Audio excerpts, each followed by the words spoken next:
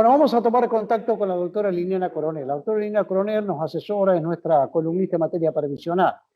En los últimos tiempos se viene hablando a nivel universal, en otros países como también en República Argentina, de un ingreso básico universal. Doctora, como siempre decimos, buenos días, buenas tardes, buenas noches, como todos los días son iguales. ¿Qué es esto del ingreso básico universal? A ver si lo podemos explicar rápidamente. Bueno, saludos para todos. Acá estamos en el medio de la pandemia, sin tiempo. Bueno, de lo que se trata del ingreso básico universal no es una idea nueva. Es una idea que se viene discutiendo en el plano de las políticas públicas en todo el mundo hace más de 30 años. Pero el tema de la gravedad de la pandemia ha puesto en agenda de todos los países, de la mayoría de los países, no solo del tercer mundo, sino de los países europeos, de los países más avanzados, ha puesto en la agenda el tema del ingreso básico universal o la renta básica universal. ¿Qué sería?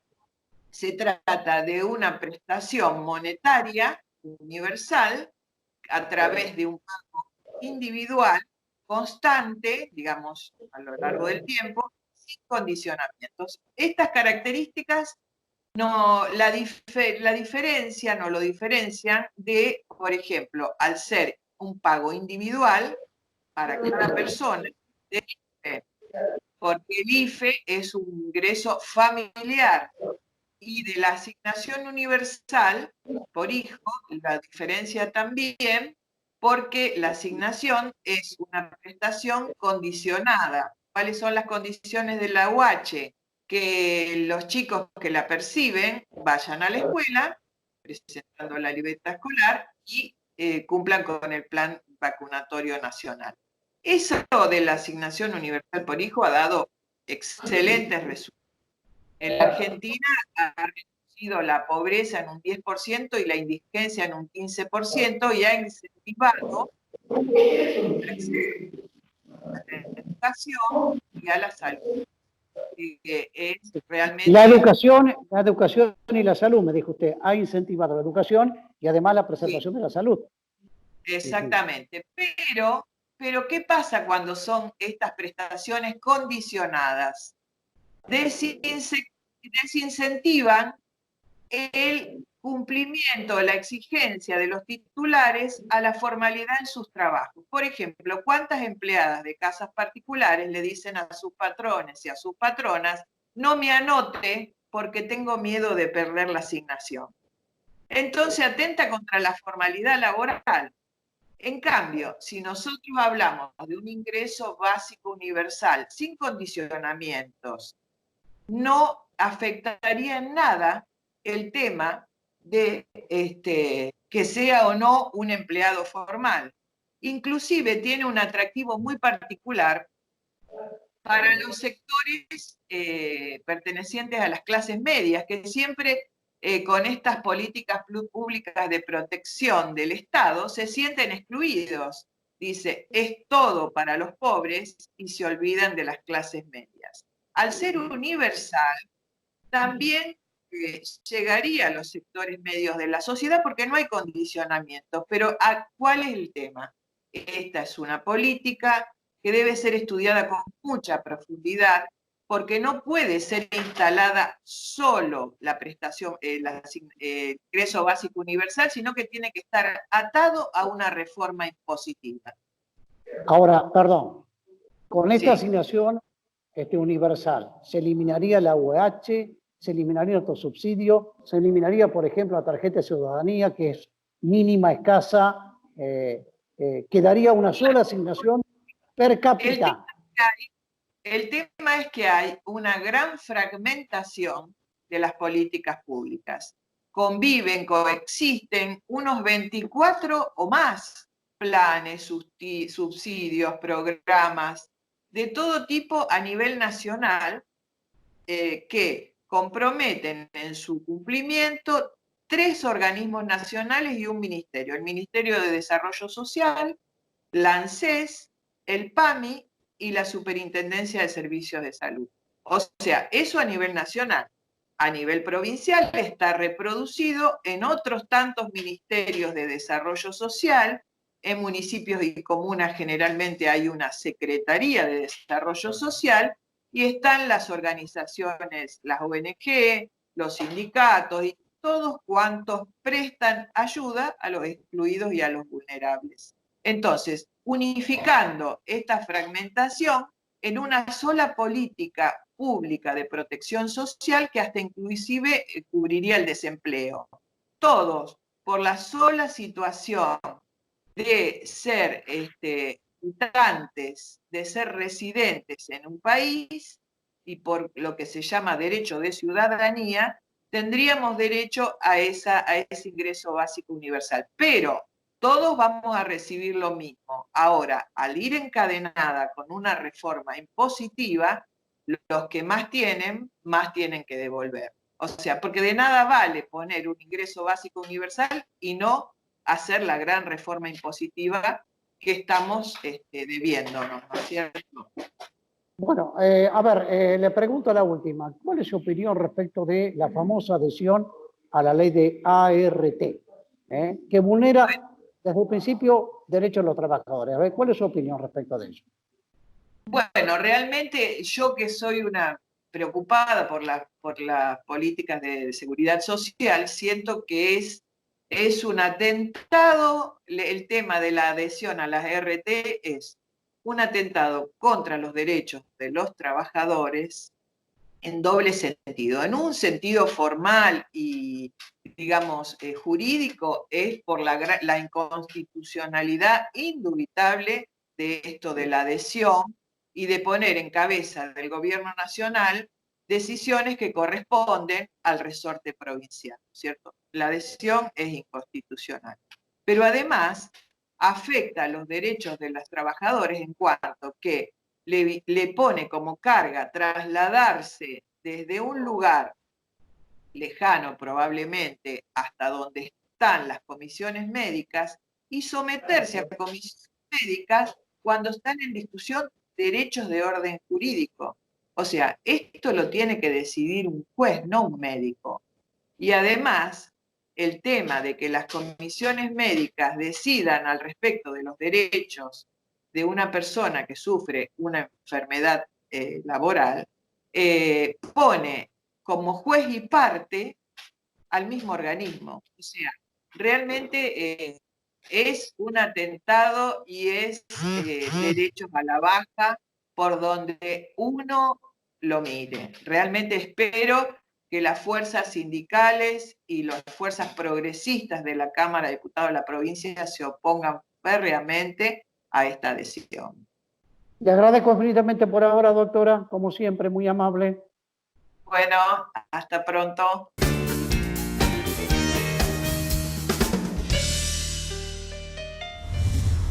Vamos a tomar contacto con el concejal Carlos Cardoso. Una rica experiencia política tiene en la ciudad de Rosario. Hemos sido compañeros de trabajo, nos respetamos muchos. Podemos disentir un montón de cuestiones, pero la amistad que siempre perdura a través de un trabajo, de una labor en aquellas viejas épocas de Evaristo Monti. No es que seamos viejos, sino que tenemos experiencia en este caso. Charlie, lo he visto en los últimos tiempos muy ocupado, como está todo preocupado. El universo de Rosario, el tema transporte, hace más de 40 días, Charlie, que no tenemos transporte público de pasajeros en la ciudad de Rosario, en el Rosario. ¿Qué tal, Alberto? Muy buenas noches. Sí, efectivamente estamos muy preocupados desde el Consejo Municipal. Esta semana, que hoy está terminando, llegamos a los casi 50 días sin transporte en la ciudad de Rosario. Algo que ha pasado de manera intermitente en otras ciudades. Bueno, de hecho en Santa Fe Capital pasó. Pasó también en algunos casos puntuales en Córdoba, en Buenos Aires, en el AMBA. Pero esto de los casi 50 días en la ciudad de Rosario es más que preocupante. Y acá vemos que están jugando al gran bonete entre nación, provincia, municipio.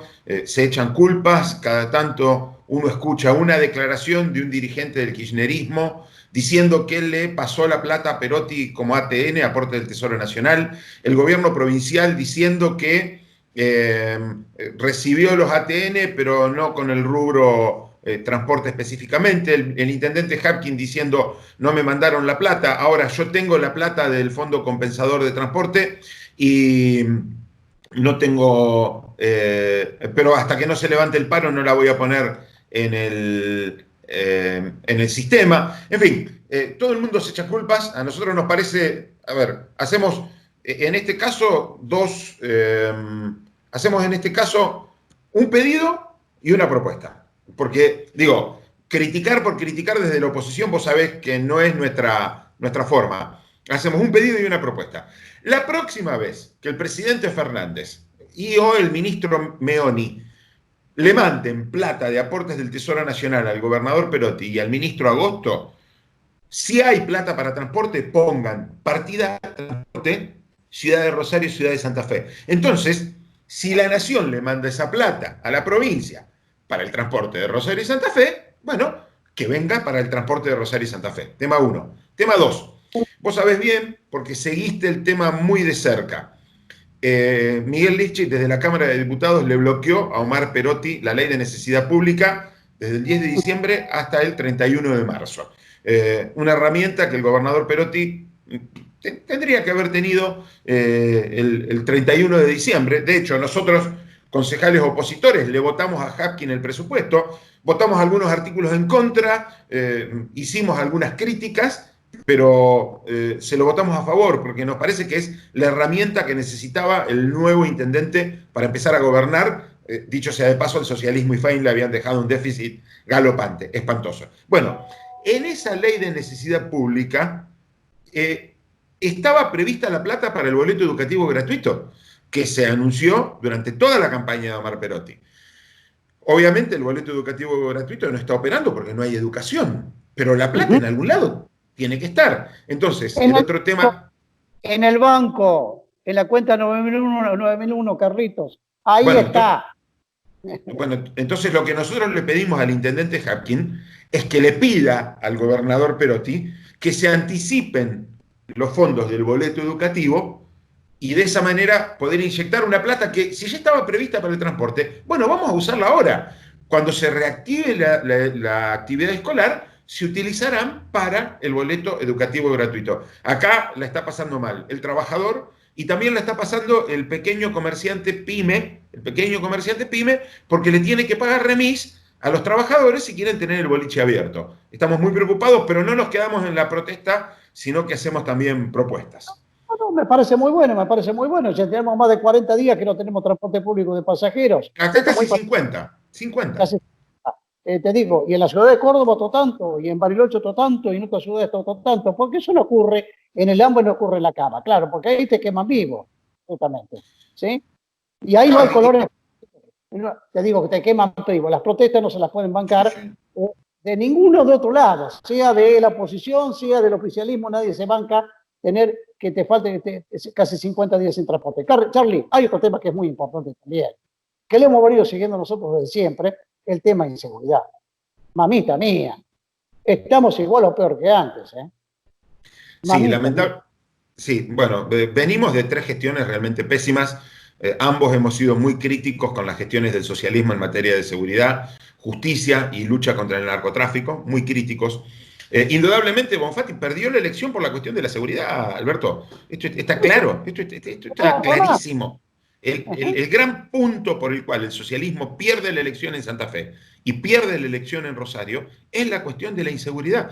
Bueno, nosotros sinceramente teníamos muchas expectativas en la gestión de Omar Perotti.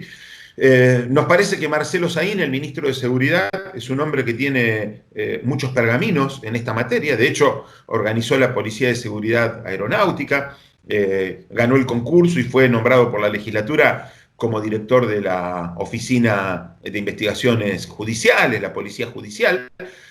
Pero una cosa es tener un cargo técnico, académico o político de segundo orden, y otra cosa es ser la cara visible de un proceso muy complejo.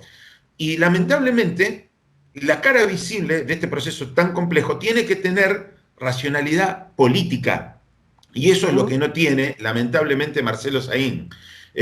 Marcelo Saín se peleó durante todo este tiempo con los medios, con los periodistas, con los diputados de la oposición, con los senadores del oficialismo. Se peleó, es más, vos sabés bien, los senadores en una sesión del Senado de la provincia le pidieron la renuncia. A ver, pero no los radicales o los socialistas o los de Cambiemos, Raceto. No. Los senadores del peronismo le pidieron la renuncia. Los intendentes del peronismo hablan barbaridades ahí. ¿Por qué? Porque si bien es un hombre con una gran sapiencia intelectual, tenés que tener muñeca y cintura política para estar en ese lugar. Tenés que tener cintura política, no podés estar por la vida diciendo los abogados narcos se juntan con los narcos en el Jockey Club de Rosario, porque estás poniendo en calle, obviamente, calle.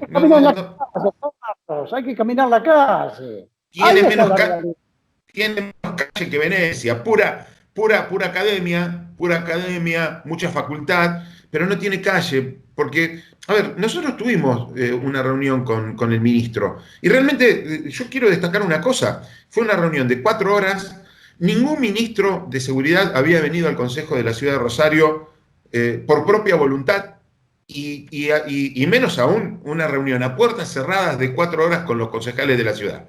Nunca, ni en los peores momentos de Rosario Sangra, cuando tuvimos que declarar la emergencia de seguridad pública. Y vos ves que el tipo está preparado y conoce. Ahora, tenés que tener cintura política y no podés estar tirándote a todo el mundo en contra. Y bueno, de hecho, tenemos 200 homicidios. Bueno, la ciudad de Santa Fe la semana pasada fue un reguero de sangre. El fin de semana anterior lo fue Rosario. La semana anterior vivimos con mucho estupor el crimen del pastor Trasante, ex concejal de la ciudad de Rosario. Estamos esperando la investigación judicial. Hay una declaración muy larga de su viuda. No queremos aventurar ninguna hipótesis. Durante la semana se dio una protesta con distanciamiento social en el Monumento a la Bandera que organizaron varios pastores. Los pastores están pidiendo que se dé todo el proceso de justicia. Hubo algunos avances interesantes durante la semana. Ojalá podamos tener totalmente esclarecido el crimen de Eduardo Trasante lo antes posible. Te deja muy preocupado. Pará. Vaya si me deja preocupado. Primero principal, tuvo un problema en el Consejo, renuncia por un supuesto de acoso a una de las empleadas. Muy bien. Se retiró de la política completamente, siguió con su actividad pastoral, era pastor, asesor espiritual, incluso de uno de los asesinos de su hijo. Bien. ¿Por qué lo mataron? Se apersonan en su casa los delincuentes, los criminales, meten un balazo en la cabeza, preguntan por él, crimen por encargo. ¿Quién encargó? ¿Fue un crimen al voleo? Descreo. Ahí están las grandes dudas, Carlos. Ahí están las grandes dudas. Pues, a ver, viste que nosotros permanentemente vivimos diciendo dejemos actuar a la justicia con libertad y sin presiones políticas. Nos parece que este es uno de los casos. Nosotros exigimos justicia. De hecho, estuvimos como bloque, aunque vos sabés que nos separa un abismo ideológico, estuvimos como bloque en la conferencia de prensa que citó Ciudad Futura, exigiendo justicia, porque nos parece que la sociedad tenía que ver junta a toda la clase política en este caso, pero un instante después dejemos trabajar a la justicia, no metamos presión ni ruido político, y ojalá se esclarezca muy pronto el crimen de Eduardo Trasante. Te agradezco infinitamente como siempre, Carlos. Charlie. Alberto, nos estamos viendo bien pronto. Un abrazo.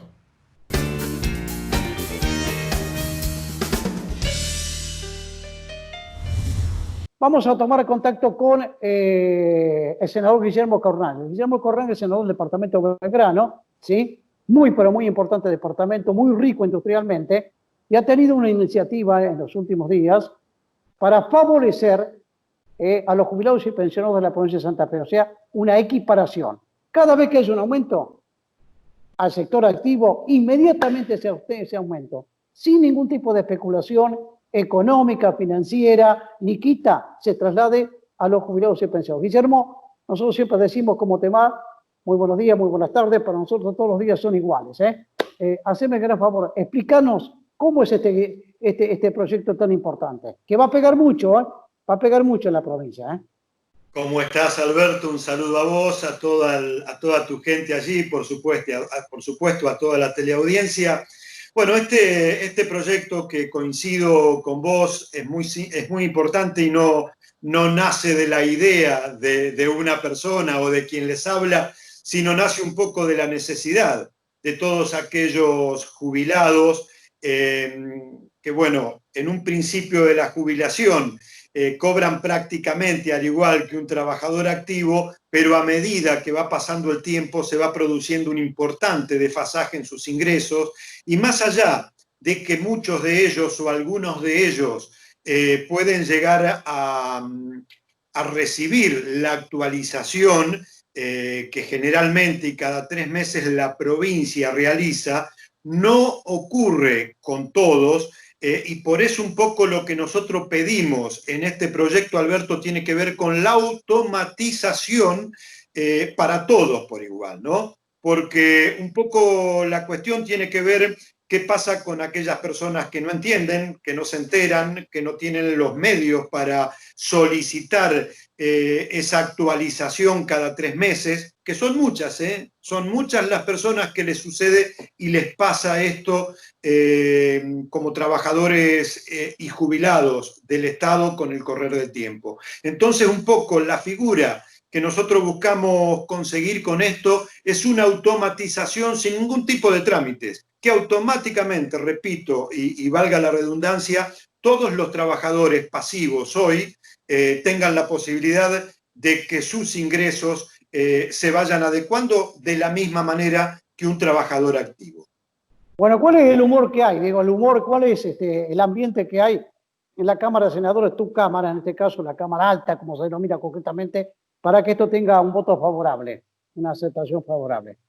Bueno, hoy está en la Comisión de Trabajo, una comisión que integro, por la cual vengo insistiendo y trabajando ante su presidente, un amigo, un colega, Germán Giacomino, con quien, bueno, pretendemos que lo más pronto posible pueda salir de la comisión y que podamos seguir trabajando, debatiendo y viendo la posibilidad de que esto se concrete en ley en las restantes comisiones, mejor dicho, que esto tenga una media sanción para que finalmente pueda concretarse en ley después en la Cámara de Diputados, por la trascendencia, la importancia que tiene, y lo notamos fundamentalmente, Alberto, en nuestras publicaciones, cuando a través de las redes sociales presentamos dicho proyecto en la Cámara Alta, la repercusión que tuvo. Es un poco muestra la importancia de dicho proyecto por el cual venimos interesados, trabajando e insistiendo permanentemente para que no solo sea un proyecto, sino se convierta en ley y que finalmente el gobierno de la provincia lo ponga inmediatamente en funcionamiento. Otra iniciativa que también tiene trascendencia nacional, provincial, hay una suerte de pasantía que sería como un subsidio para aquellos que estudian y aquellas que estudian en la provincia. ¿Cómo está este tema para que se transforme en un monumento permanente? A ver, explícame de qué se trata. En realidad, Alberto, hay una ley nacional de pasantías donde habla de todas aquellas personas que realicen su pasantía en el Estado puedan percibir una retribución económica. Si bien hay algunos pasantes del gobierno provincial que lo hacen, no ocurre así con todos. El planteo y el pedido de adhesión a la ley nacional tiene que ver para que la provincia no solamente adhiera al mismo, sino que de la mejor manera y más rápida posible ponga en funcionamiento el pago como retribución al trabajo de todas aquellas personas, aquellos jóvenes, estudiantes, realicen pasantías en cualquier estado, en cualquier poder del gobierno provincial. Hablamos no solamente del Ejecutivo, del Legislativo, también me refiero al judicial. Guillermo, no está de más de preguntarte, son dos iniciativas muy, pero muy importantes que van a tener seguramente trámite favorable en la Cámara de Senadores de la provincia. Tu departamento, particularmente Armstrong, ciudades cercanas a tu departamento, Las Parejas concretamente, que es una fuente muy... Las Rosas, Antron, Las Parejas, Montes de Oca, Buqué, Tortuga. 3 ciudades, Sí, sí. 3 pueblos. Sí, 3 ciudades, 3 pueblos. Eso es muy rica, además de la producción agropecuaria, es muy rica en la fabricación de la metalmecánica. ¿Cómo está? ¿Cómo ha golpeado esto? ¿Cómo está? No, en ese sentido, Alberto, más allá de casos puntuales, en líneas generales me refiero, hoy las industrias ligadas a la metalmecánica están muy bien. Están todos trabajando de muy buena manera, prácticamente no ha habido disminución en los trabajadores, todo lo contrario, en algunos casos puntuales ha habido incremento de algunos de ellos y en la mayoría de las empresas del departamento mantienen y en algunos casos aumentaron las horas extras en lo que tiene que ver puntualmente con este rubro me refiero. En ese sentido, estamos contentos y acompañando a cada uno de ellos, a los distintos centros industriales y comerciales del departamento, a los efectos de todo lo que esté a nuestro alcance a través de los distintos estados nacionales, provinciales. Por supuesto, el Senado, a través de los intendentes y de los presidentes comunales, ver de qué manera estamos al lado de cada uno de los sectores y cómo podemos seguir acompañando. En este caso puntual de lo de la metalmecánica que me preguntabas, este buen momento al que estamos y esperemos y hagamos los votos correspondientes de que esto siga mejorando aún. Bueno, debo recordarte que, ya para ir cerrando, vas a pasar la historia. Sos el primer senador que sesionó a través de un dispositivo digital desde el automóvil en sesiones anteriores, cuando te ocupaba, digamos, tu presencia en la pareja porque estaba gobernador en la provincia de Santa Fe. Pasada la historia con esto, ¿eh? Ha sido una nota de color que sin querer tuvo realmente trascendencia y bueno, vos bien lo explicaste. Ese día, justo, vino el gobernador a recorrer la estación transformadora energética que recientemente se puso en marcha en Las Parejas y yo miraba el reloj, el gobernador todavía no se iba y ya había comenzado la sesión, por lo tanto no me dio lugar a emprender el viaje para hacerlo desde mi oficina, así que lo hice directamente desde el auto, desde Las Parejas. Bueno, con unas aplicaciones que son muy útiles por aquí. Guillermo, un abrazo como siempre, ¿eh? Gracias. Nos conocemos hace muchísimos años, ¿eh? Gracias a Dios. Gracias a Dios. Chao, Guillermo. Abrazos, ¿eh? Abrazos. Saludos a todos. Gracias a ustedes.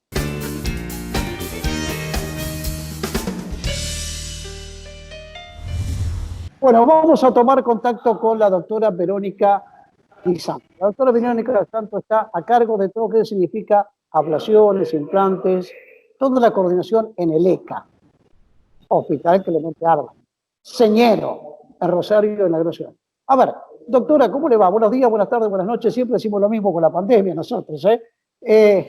Los días pasan. ¿Cómo le va? Dígame, ¿cuál es su tarea ahí en el ECA, concretamente? Buen día. Mire, nosotros acá en el hospital la donación y la ablación de órganos es parte de la asistencia habitual del hospital. Lo que hacemos es detectar cuando hay posibles donantes y lo que hacemos es la comunicación con la familia.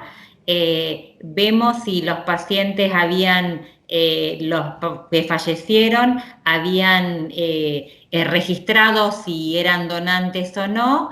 Si son donantes, lo que hacemos es, bueno, después nos encargamos de hablar con la jurisdicción, que es el CUDAIO, y con el INCUCAI, y ponernos en contacto el donante con los receptores y realizar la ablación de los órganos para después se implante en el receptor, realizar la donación de órganos. Claro, es un trámite bastante complejo, no vamos a entrar en el tecnicismo en este caso, pero hay un dato que es importante para la provincia de Santa Fe, que siempre me lo remarca el doctor Mario Perichón. El doctor Mario Perichón, en nuestros programas en TBR Rosario, era una especie de columnista nuestro en materia de salud, antes de que asumiera como titular del Cudayo, que tiene experiencia ya con Ginés García en gestiones anteriores en La Nación. Sí. Me decía en los últimos días el doctor Perichón, hablando del tema de plasma y todo, que la provincia de Santa Fe sigue adelante con el tema de procreación de órganos. Y hay un récord importante para la provincia que lo identifica. La primera, digamos, a nivel nacional, en el universo nacional, en procreación de órganos. Esto es así. La verdad es que jamás dejamos de trabajar porque la lista de espera es larguísima. En este momento en la Argentina hay 9.100 personas inscritas en la lista de espera esperando recibir un órgano o un tejido. Así que se siguió trabajando en época de pandemia y esto hizo que fuéramos, en realidad, tanto la provincia de Santa Fe como el hospital al cual yo represento, somos líderes en la región y en el país en lo que es trasplante hace años. Pero en este momento la provincia de Santa Fe es la segunda en número total de donantes y específicamente el Clemente Álvarez es el primero en el país en el número total de donantes, tanto de donantes total de órganos como de donantes de tejidos.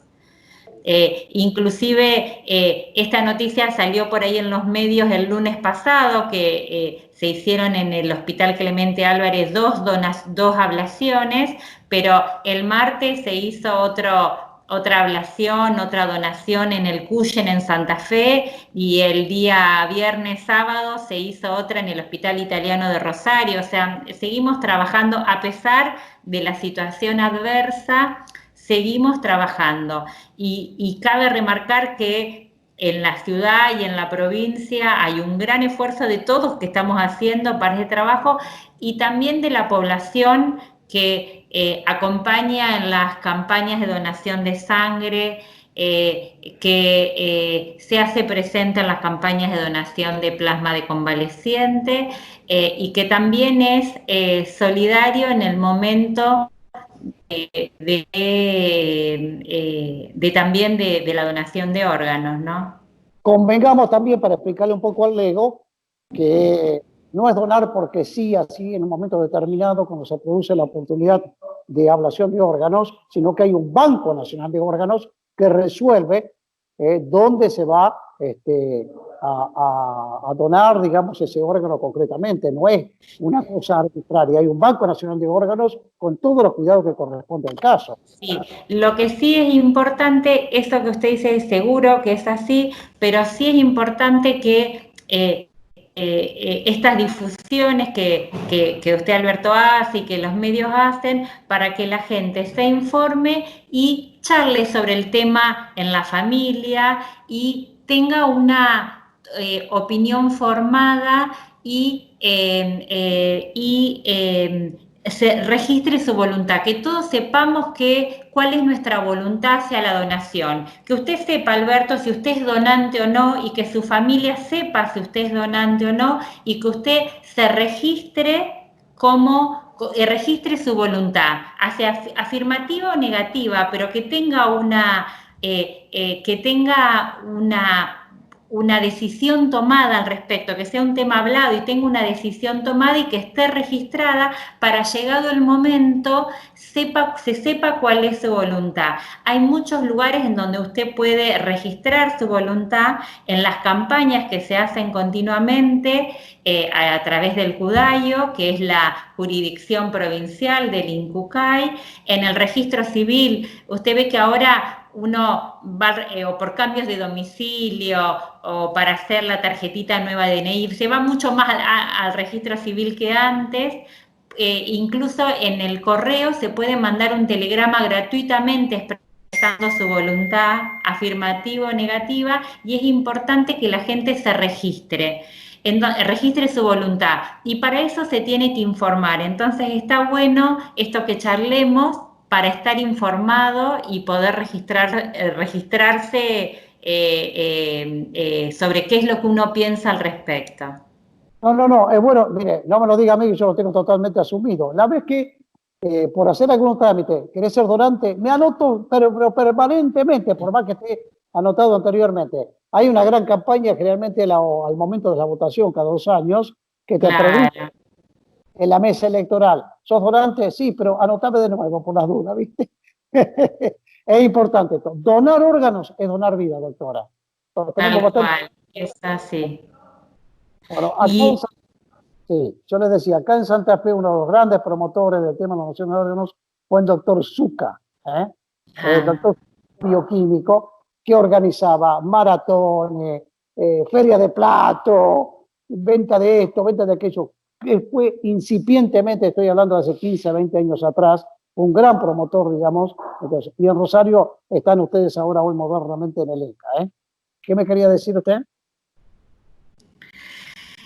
no sé, la verdad no me acuerdo, ahora se me fue la idea, no sé qué le iba a decir.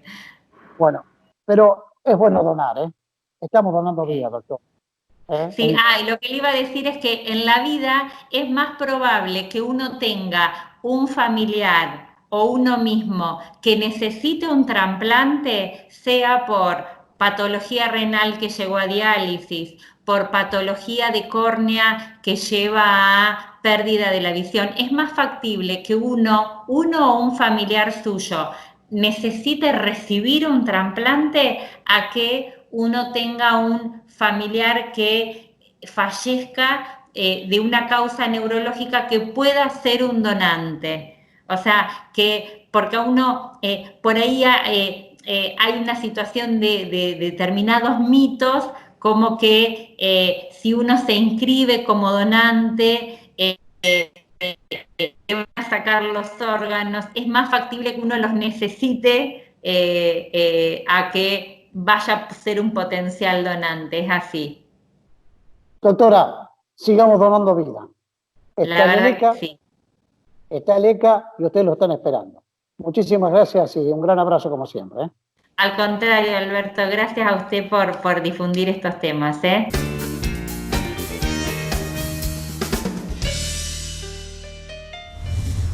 Vamos a tomar contacto con el, casi le digo diputado, porque lo conozco de cuando era diputado provincial, ¿sí? Que nunca bajó la guardia frente a la corrupción ni frente a la inseguridad y frente al narcotráfico. Bueno es decirlo, se trata de Eduardo Tognoli, nosotros lo conocemos como el Edu Tognoli. Tognoli, no Tognoli, a no confundir concretamente, como siempre lo señalamos en esta oportunidad. Ni él ni Gerardo Rico bajaron la guardia, Nunca se cayeron la boca en la legislatura por el tema de inseguridad, que hoy continúa dolorosamente. Edu, como siempre decimos, muy buenos días, muy buenas tardes, muy buenas noches, son todos los días iguales concretamente. Edu, hace cerca de 20 días que no hay transporte público de pasajeros en Rosario, en Córdoba y a otros puntos del país. Pero estamos hablando particularmente de la segunda ciudad de la República, Rosario. ¿Qué pasa, Edu? ¿Qué tal, Alberto? En primer lugar, gracias por este contacto. Bueno, sí, el transporte público está en una etapa crítica, ¿no? Indudablemente a la crisis a la que ya estaba siendo sometido en años anteriores. Nosotros, por ejemplo, hace muy poquito, hace 15 días, presentamos nuestro último informe del Observatorio Social del Transporte y ahí mostramos cómo el 2019 fue el peor de los últimos 50 años en materia de transporte público. Por razones por todos sabidas. El macrismo retiró el 75% de los subsidios al interior del país. Paralelamente, en la ciudad de Rosario, la gestión de Mónica Fein durante ese mismo periodo aumentó 500% el boleto de colectivo y se bajó un 25% de usuarios en ese periodo. Enero había sido, o nos encontramos en enero con una gran noticia que sorprendió a propios extraños. El gobierno nacional, el gobierno de Alberto Fernández, triplicó los subsidios al transporte del interior del país. Pero bueno, lamentablemente apareció la pandemia y fue un duro golpe al transporte público de todos los distritos. Fue un duro golpe porque golpea en uno de los factores que alimenta con recursos al sistema de transporte, que es el pago de boletos por parte de los usuarios. Tenemos una caída estrepitosa de usuarios, fundamentalmente por las medidas sanitarias y el aislamiento que se han tomado. En ese marco, todos los meses aparece una crisis cíclica cuando hay que pagar los salarios.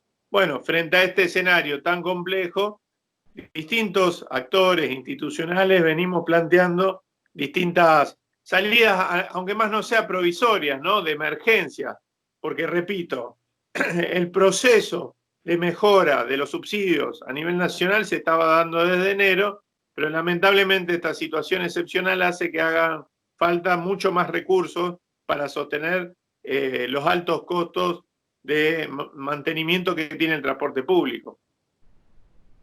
Eduardo, atento a ello esta situación. Macri, de gobierno municipal hasta la gestión de FEI. Hoy no sabemos qué hacer.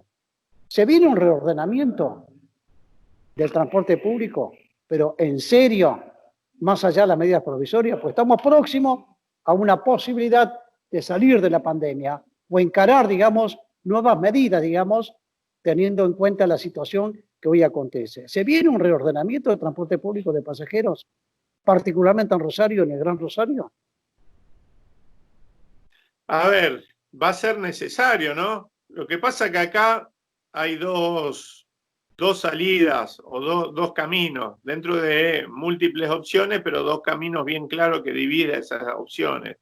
O vamos hacia un escenario donde garantizamos prestaciones mínimas de transporte, garantizamos que los barrios no queden aislados, garantizamos una frecuencia más o menos digna en materia de transporte público y discutimos, por supuesto, de dónde sacamos esos recursos para sostenerlo, o si no tenemos ganas de discutir o no queremos o no tenemos vocación de discutir de dónde sacar recursos, directamente vamos hacia un ajuste. Esto que parece muy duro, efectivamente es algo que también aparece en el debate público. El PRO hace algunas semanas presentó en el Consejo Municipal un proyecto que bajo el pomposo nombre de transporte a demanda para el horario nocturno lo que hace es liquidar el transporte nocturno tal cual lo conocemos. Entonces yo creo que sí, efectivamente hay que reorganizar el transporte público. Ahora hay que hacerlo sobre la base de que no podemos generar más guetos de los que hay en Rosario. Hoy la ciudad de Rosario, la mitad de los barrios de la ciudad de Rosario se quedan sin transporte a la noche o hasta que empezó la pandemia. Hoy esto se agrava por la situación, por supuesto. Entonces, en ese escenario nosotros lo que estamos planteando es que así como cayó la cantidad de usuarios, también se licuó el fondo compensador municipal porque está atado a actividades o a tasas o a gravámenes de actividades que están en recesión o en algunos casos directamente no están funcionando, como el casino. Nosotros creemos que hay que atar el fondo compensador municipal a un fondo anticíclico, básicamente compuesto por porcentajes de tributos, porcentajes de DREI, de actividades como la bancaria, la financiera o la de los puertos, que no han visto mermada su recaudación durante esta etapa, sino que por el contrario, siguen facturando y facturando bien. Hablamos de llevar la alícuota de la actividad financiera, de la actividad bancaria, de 29 por mil a 36 por mil, estamos hablando del DREI, y la de la actividad portuaria de 6,8 por mil a 15,8 por mil. Esto solo, que para esta actividad es un esfuerzo mínimo, nos permitiría conseguir 182 millones de pesos anuales, que es exactamente la tercera parte de lo que puso el municipio en la materia durante el año pasado. Y no es un aporte solidario, atento, no es un aporte solidario, es un aporte funcional, porque estas, como otras actividades de nuestra vida económica, se ven favorecidas con el transporte público. El sistema financiero, el sistema bancario en la ciudad de Rosario tiene sus casas matrices fundamentalmente en el casco histórico, en el micro y en el macrocentro de la ciudad. Bueno, y vemos cómo cotidianamente miles y miles de usuarios de esos sistemas financieros y bancarios se trasladan a esas entidades a través del transporte público. Entonces, decía que no solo es justo, sino que es necesario llevar adelante acciones de estas características. Edu, cambiando de tema, pero te lo dejo como inquietud. En las últimas horas o los últimos días, Roberto Fernández ha dicho que la plata del gobierno nacional viene. Lo que pasa es que, sin especificar, esto es para el transporte público de pasajeros y para pagarle a los trabajadores. Y ellos sostienen, en defensa de la fuente de trabajo, que no van a permitir ningún tipo de reducción salarial ni tampoco horario en el trabajo. Quieren trabajar, trabajan y quieren cobrar. Esto te lo dejo como inquietud.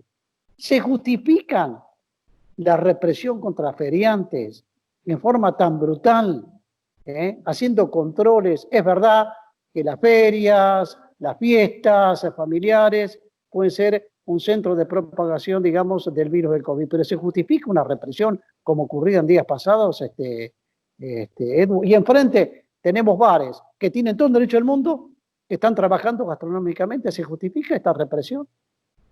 No, ninguna represión se justifica, mucho menos a manos de agentes municipales que son civiles. Estamos hablando de la Guardia Urbana Municipal, que frente a una falta o alguna contravención tienen la potestad y la obligación de labrar un acta, y si se encuentran frente a la comisión de un delito en flagrancia, tienen la potestad y la obligación de notificar a la fuerza pública. En este caso, efectivamente, el operativo se estaba realizando con 3 agentes de la UM y un agente de la Policía Provincial. Pero en las imágenes que circulan se ve claramente que los agentes de la UM son los que intentan reducir a esta persona con una violencia inusitada, poniéndole la rodilla en el cuello, etc. Entonces, nosotros entendemos que hay disposiciones municipales, formamos parte del diálogo de las autoridades municipales con muchísimos feriantes durante estos últimos meses. En algunos casos ese diálogo ha sido fructífero, en otro caso, como en este, se ha encontrado con dificultades, pero no es posible que a la primera de cambio se deje de lado esos mecanismos de concertación para ponerle la rodilla en la cabeza a una persona, ¿no? Nosotros repudiamos esa situación, no tiene que ver con lo que uno pretende para una gestión municipal y con este escenario tan complejo y tan difícil para mucha gente. Sí, la culpa la tiene el más pobre siempre. Y no es que nos hagamos pobres, lo querramos poner en pobre de mí, pero siempre la culpa la tiene el más pobre. Te agradezco, Edu. Un gran abrazo como siempre. Gracias. Gracias a usted.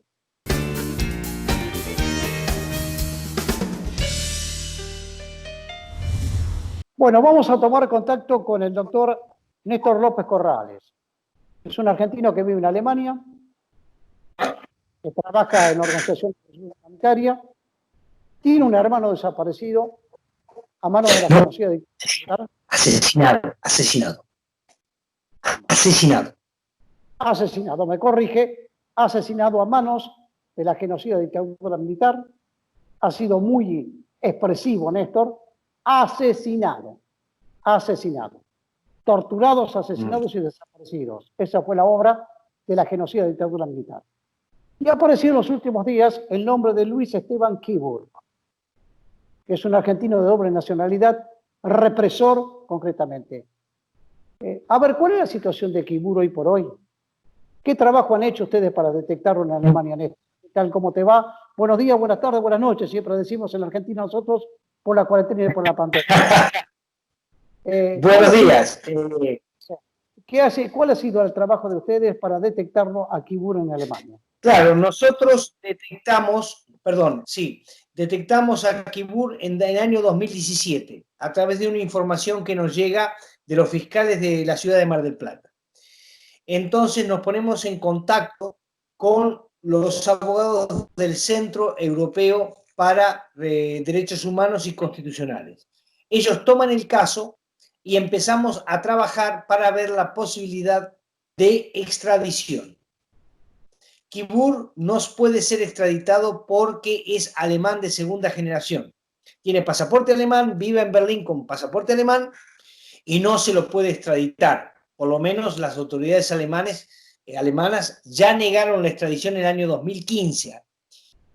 Entonces, empezaron a trabajar los abogados junto con nosotros para intentar que Kibur sea juzgado en Alemania. Para eso, contactaron con los fiscales de Mar del Plata, buscaron la posibilidad de que haya puntos de conexión entre la justicia argentina y la justicia alemana para que la Fiscalía alemana considere el caso como propio.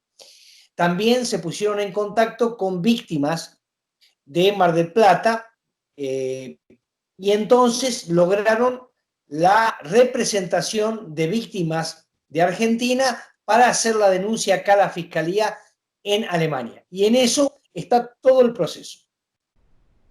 Bueno, ¿y cuál sería la suerte de este Kibur, de este representante del genocidio en la República Argentina? ¿Puede ir preso? ¿Ustedes creen que puede ir preso en Alemania?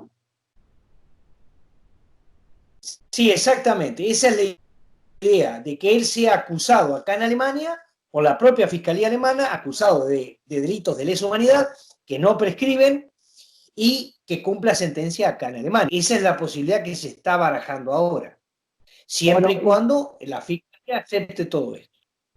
Bueno, ¿y cuál fue la responsabilidad en ese entramado de genocidas en la República Argentina de este Kibur? ¿Perdón? ¿Me puedo repetir? ¿Cuál fue la responsabilidad, Néstor, que tuvo durante el genocidio, durante la dictadura militar, Luis Esteban Kibur? Claro, eso está muy bien explicado por el César Sibo, que es uno de los fiscales y abogados en Mar del Plata. Kibur era subcomandante de la base naval y jefe de la unidad de buzos tácticos. Y aparte jefe de personal y logística de la base naval. Entonces, por lo tanto, él no podía estar ajeno o no tener conocimiento de lo que hacían los grupos de tarea. Eso está comprobado. A su vez, él es prófugo, él se fuga de Argentina en 2013. Por lo tanto, ya hay un agravante muy grande respecto a su responsabilidad. Eso es lo que nosotros sabemos. Luego, por supuesto, hay tecnicismos jurídicos que evidentemente habrá que estudiar, que lo tendrán que estudiar los responsables. Pero está más que demostrado de que es una persona que no podría haber estado ajeno nunca a lo que hacían sus hombres, porque aparte era jefe de personal y jefe de logística, entonces es imposible. No, en la línea de mando estaba clarito en la línea de mando. Néstor, sos oriundo de Mar del Plata, de la provincia de Buenos Aires. Ahí la zona de Mar del Plata, la zona de La Plata, la capital de la provincia, fue muy golpeada por especialmente aquel grupo de choque universitario, que era la famosa CNU, la concentración nacionalista que ocurría en aquella oportunidad, que era una especie de regímenes para... Conozco, sí. Pues, a ver, tuvo una gran actuación, digamos, represiva la CNU, en el ámbito universitario. Sí, porque aparte yo soy de Junín, provincia de Buenos Aires, y por ejemplo en el asesinato de mi hermano hay muchas evidencias de que ha habido la participación de civiles, precisamente de gente de la ultraderecha de Junín, que ya lo había marcado a mi hermano como zurdo, y inclusive hay un miembro de la CNU, Richard Calvo, que es originalmente de Junín, que fue juzgado, bueno, está en libertad, y que aparece en el libro de Cecchini respecto a lo que era la actividad del terrorismo de Estado antes de la dictadura, antes del golpe. Sí. Néstor, ¿ustedes sospechan que hay más represores que se han fugado a Europa escapando de la justicia argentina? No, hay gente y está documentado. Hay represores en Italia y hay represores en España. Inclusive en el juicio de la CNU se pidió la extradición de una mujer que era del grupo de CNU de Mar del Plata, que creo que vive en Galicia, si no estoy equivocado. Y ambos países se negaron a la extradición por cuestiones técnicas, habría que analizar. Pero hay más de 32 o 31 prófugos. No. Y esto, como ustedes dicen, justicia, verdad, no venganza, prisión y memoria, y prisión para los genocidas. Esto es así. Acá no hay venganza. Prisión para los genocidas. No, venganza no, ni hablar, porque si nosotros hace 3 años que sabemos dónde vive Kibur, dónde está y dónde lo podemos encontrar en Berlín. O sea, yo viajo a Berlín cada 15 días. Si uno quiere venganza, buscaría otros medios para hacerlo. Nosotros optamos por el camino de la justicia. El problema que hay es que no hay leyes contra el negacionismo, ni hay leyes contra la exaltación. Como aquí en Alemania, evidentemente todo el mundo sabe lo que pasó hace 70 años. Claro. Ahora, con Hitler, ahora, si usted va por la calle con una esvástica, usted va en prisión. Usted va a prisión 6 meses. Si usted hace el saludo nazi en la calle, va a prisión. Entonces, no se puede negar. Acá ha habido funcionarios que han intentado negar la presencia, por ejemplo, de los campos de concentración y han sido apartados de su trabajo. Y en Argentina eso no existe. Hay grupos neonazis, pero son neonazis que se disfrazan, pero no pueden, por ejemplo, hacer uso de esvásticas o simbología nazi directamente. Eso en Argentina no pasa. Y eso debería pasar en Argentina. Acá se llegó a tener, durante el gobierno de Macri, al señor Lo Pérfido, que de señor tiene poco, como agregado en la Embajada de Berlín, una persona negacionista, que inclusive tuvieron problemas porque su ex mujer, la ex mujer de Lo Pérfido, dijo que no se habían matado tantos judíos, y lo dijo aquí, una auténtica barbaridad. En Argentina no hay control, pero lo que pasa es que se ha convivido en ciudades como Junín, todo el mundo sabe quién ha sido la gente que estaba en la AAA, en la CNU, yo los conozco, algunos jugaron al rugby conmigo. En los testimonios del asesinato de mi hermano queda muy claro de que hay gente con nombre y apellido que yo los conozco hace 40 años que han estado implicados. Y no se ha hecho nada. Se hicieron los juicios de lesa humanidad de Junín, se condenaron a 4, pero no se llamaron a ninguna otra persona más, civiles que inclusive salieron sus nombres durante esos juicios. Una auténtica barbaridad. El señor Lo Pérfido tuvo que ser apartado en un momento que Hollande, el expresidente francés, llegó a la Argentina y no quería que estuviera presente en un acto protocolar. El señor Lo Pérfido fue funcionario primero de Macri como jefe de la CABA, de la Ciudad Autónoma de Buenos Aires, y después fue funcionario en el Teatro Colón y en el ámbito de la cultura a nivel nacional. Este es el recuerdo de Macri reivindicando la dictadura militar. Un gran abrazo, Néstor, como siempre, y gracias por tu aporte para seguir bregando. No, gracias a ti. Estoy a disposición para lo que necesites. Sí. Verdad, justicia y memoria. Genocidas a la cárcel. Chao, Néstor. Un abrazo.